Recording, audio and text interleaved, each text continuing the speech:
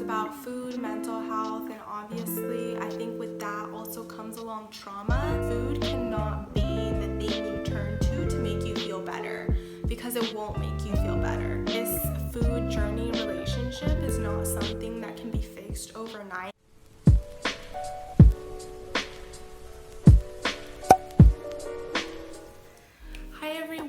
And welcome back to another video. If you're new here, my name is Saya and I like to make wellness content.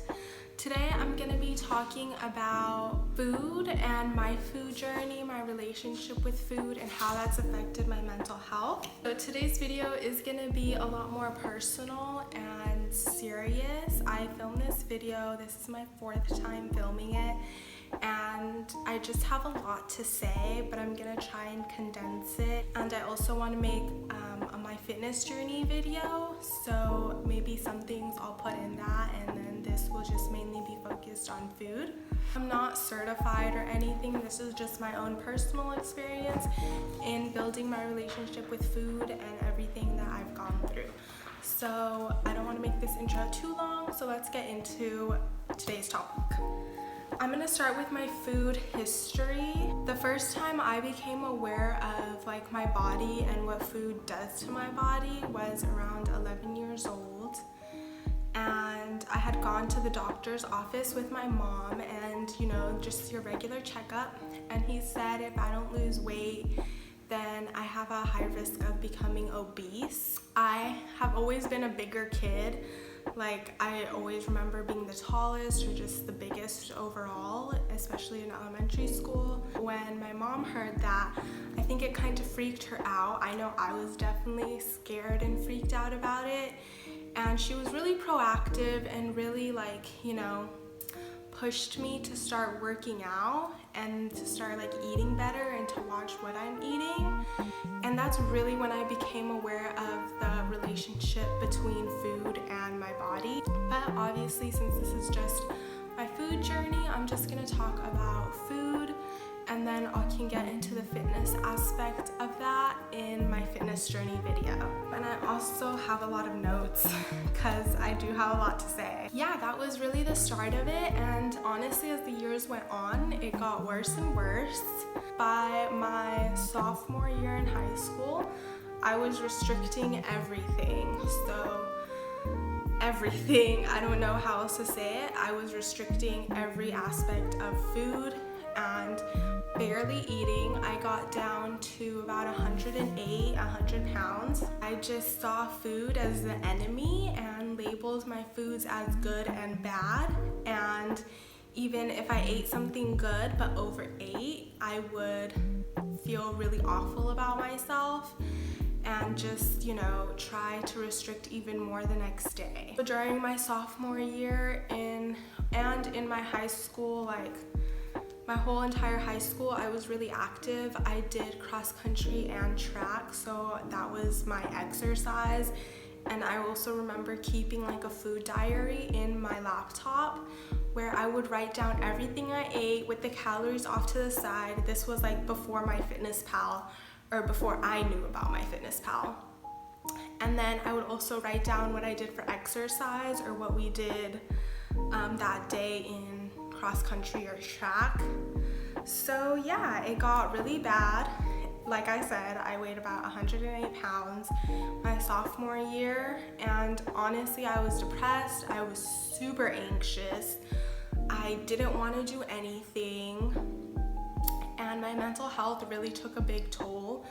So the relationship you have with food and your mental health are enmeshed in one another. So if you have a bad relationship with food, then your mental health, I personally think this, is not going to be the best either, because obviously what you're putting into your body and your thoughts about that affect your mental health and affect how positive you are, if you're depressed, if you're anxious, because that all controls what you're thinking about. That was kind of high school, or up until my sophomore year of high school. Since I was restricting so much, after my sophomore year in high school, more into my junior year and senior year, and up until my sophomore year in college, I would really started binging. So I gained all that weight back. I plateaued at around 145 for a really long time, and then I gained more weight and weighed up to 160. And 160, 161 is the heaviest I've been, and even right now I'm still about 158, 157. I started binging obviously because I had been restricting for so long. I got to the point where I was like, well, I restricted for so long that now I think I deserve to eat all these foods. So I would just eat and eat and eat. I remember in college, I moved away, so I didn't live at home. I had roommates, and I would binge on like pints of ice cream. I would eat a pint in like 30 minutes and then want more. It was not, obviously that's not a healthy relationship and not a healthy view of food, but since I had restricted for so long, in my mind, to me that was okay that I did that, because I kind of justified it with, oh, I need to be feeding my body. I need to be eating again. But I obviously wasn't eating the right things. They weren't necessarily good foods that were gonna help me feel my best and perform at my best. So that's where I was at up until around my sophomore year in college, which is about 3 years ago. After my sophomore year in college, and that whole like, oh, I'm gonna eat whatever I want, like I deserve it kind of mentality, I started taking the gym a little bit more seriously and my relationship with food a little bit more seriously. I have 3 tips, and these 3 tips I implemented about 1 a year as I look back and reflect. So my first one was to change one thing at a time. During my junior year in college, I kind of, since I was like, oh, I can eat whatever I want, I wasn't eating necessarily healthy foods or good foods that I knew would fuel me.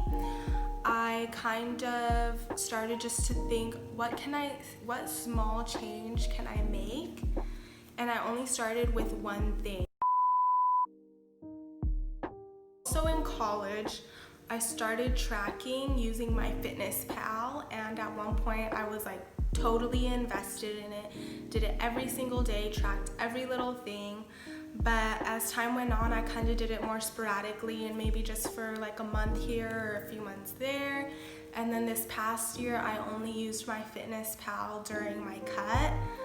If you follow me on Instagram, you would have seen that I did a cut earlier this year, and I was using my Fitness Pal, but after like March to May, I kind of just stopped and I no longer use it, so I don't track my macros anymore.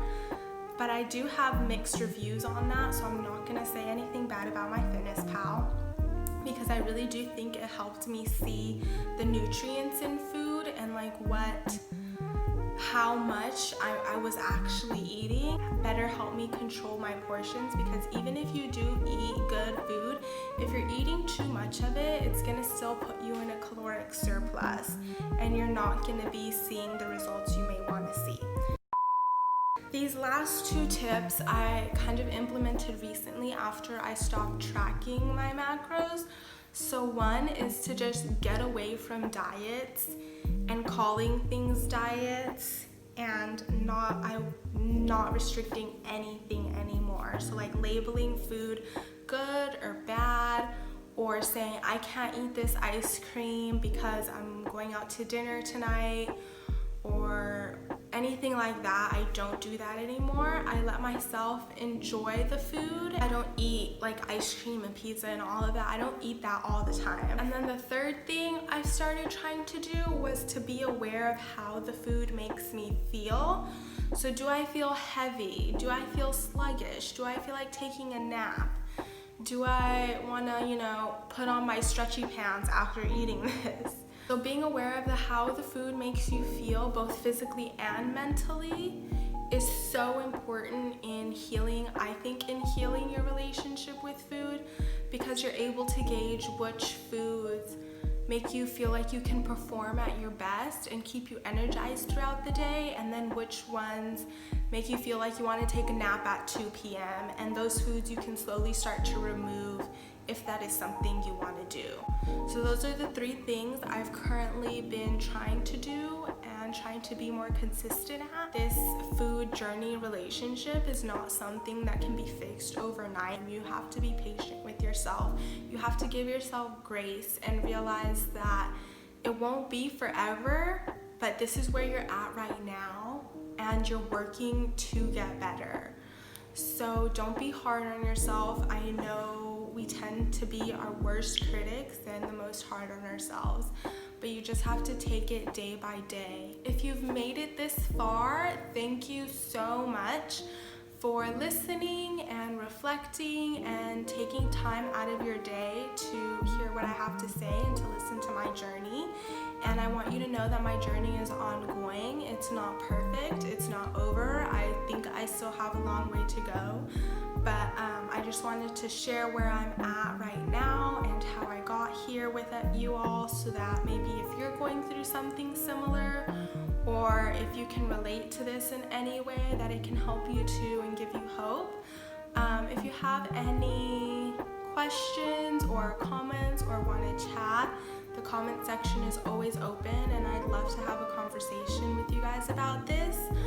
But yeah, don't forget to like and subscribe if you did enjoy this video. Like I said at the beginning, I make wellness content that encompasses so much, and there's so much that I want to cover on this channel. So I hope you stick around, and yeah, see you guys in my next video.